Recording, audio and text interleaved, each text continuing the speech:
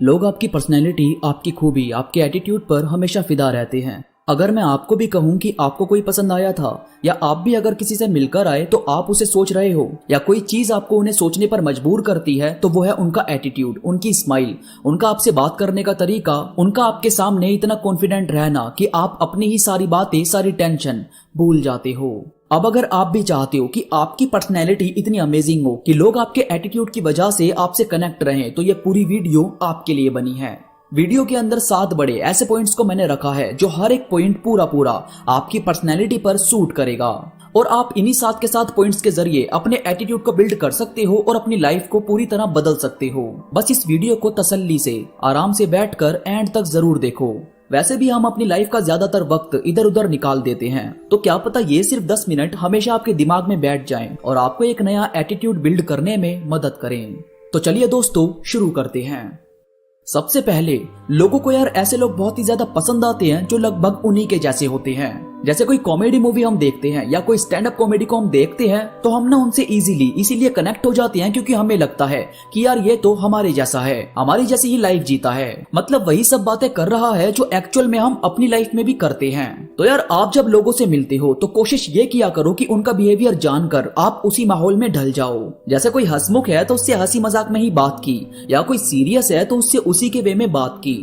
मतलब पहले आपको सिचुएशन समझनी होती है, उनसे उन्हीं की तरह बात करनी होती है, यानी वो आपके साथ बहुत ज्यादा कंफर्टेबल फील करने लगेंगे, और इसके बाद वो ऑटोमेटिकली आपसे अपने दिल की हर बात करने लगते हैं, सिर्फ इस वजह से क्योंकि उनके दिमाग ने ये एक्सेप्ट कर लिया है कि आप उनके जैसे हैं। आपसे बातें करके वो अपनी टेंशन भूल जाते हैं। इसके बाद जब भी मिलते हो या कॉल वगैरह पर बात करते हो तो सिर्फ उन्हीं पर फोकस किया करो, ये नहीं कि आप अपने ही किसी काम में लगे हुए हो। अब यार लोग क्या करते हैं, किसी से मिलते हैं तो अपना फोन निकाल कर उसमें कुछ ना कुछ करते रहते हैं, या आते जाते लोगों को देखते रहते हैं, बजाय जिस पर्सन के साथ वो आए हैं उनसे बात करने के।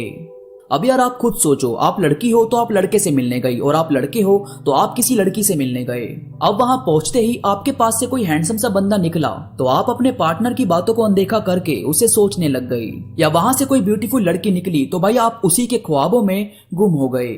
जबकि यार सामने वाला भले ही आपको उस वक्त कुछ ना बोले, बट वो नोटिस सब कर रहा होता है, और यहीं से चीजें बिगड़नी शुरू हो जाती है।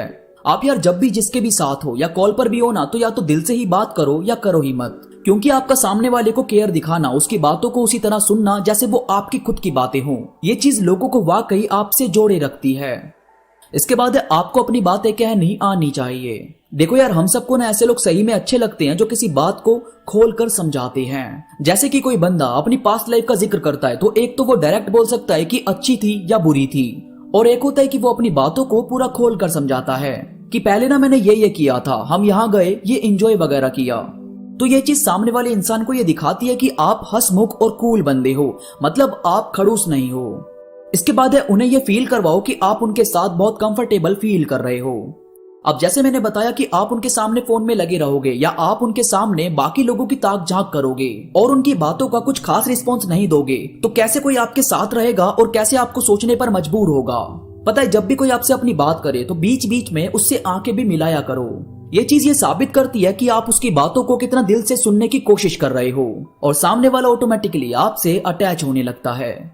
इसके बाद कभी किसी पर्सन की कमियों के बारे में बात मत करो, या पास्ट में जो रिश्ता टूट गया तो सामने वाले को उसके बारे में बताते हुए ये मत जताओ कि सारी गलतियां उसकी थी। बस ये कहो कि जो होना था वो तो हो गया, अब क्या कर सकते हैं। पता है, जब हम किसी की कमियां बताते हैं या किसी पर्सन की गलतियों का जिक्र करते हैं ना, तो इनडायरेक्ट वे में हम ये साबित कर रहे होते हैं कि हम बहुत सही हैं, हम में कोई कमी नहीं, जबकि ये तो बहुत बड़ा झूठ है। हम सब में कुछ ना कुछ फॉल्ट होता है।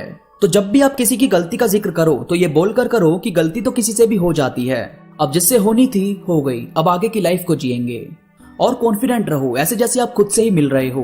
कभी ये मत सोचो कि सामने वाले को आपकी ये बात कैसी लगेगी कैसी नहीं। आप जो भी बात हंसी मजाक में पूरे कॉन्फिडेंस के साथ कहोगे, सामने वाले को पसंद आएगी ही आएगी।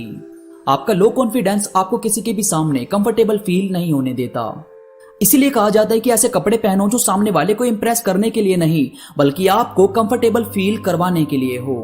आप जितने कॉन्फिडेंट रहोगे, आपका किरदार उतना ही अच्छा निकल कर आएगा। और खुद को आप उनके सामने कैसा ट्रीट करते हो, आप अपनी कितनी केयर उनको दिखाते हो, ये साबित करते हैं कि सामने वाले को भी आपकी कितनी केयर करनी चाहिए। अगर यार आप ये दिखाओगे कि मुझे खुद की कोई परवाह नहीं है, मैं तो ऐसे ही रहता हूँ, मुझे इसमें कोई शर्म नहीं है, तो ये चीज सामने वाले को भी ये दिखाएगी कि जब इसे खुद की परवाह नहीं है तो ये मेरी क्या करेगा, और जब इसे खुद की ही परवाह नहीं है तो मैं परवाह क्यों करूं। फिर ये थोड़ा नेगेटिव इंपैक्ट हो जाता है। तो इन सब बातों को फॉलो करो और बिल्डअप करो अपना सबसे बेस्ट एटीट्यूड।